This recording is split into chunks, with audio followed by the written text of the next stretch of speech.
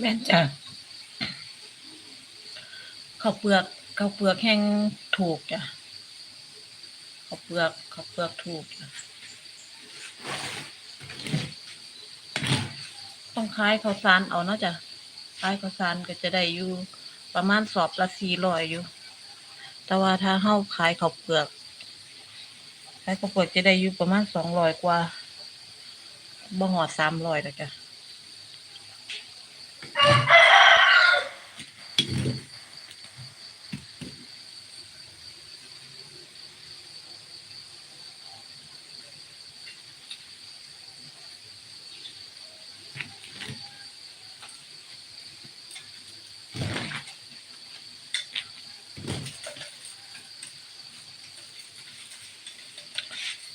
ร้านค้าเพิ่นก็เอาไปขายเนาะจ้ะ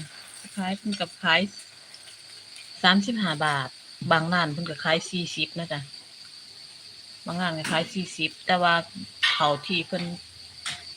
มียี่ห้อมีกาเนาะก็จะขาย45บ่หรือ40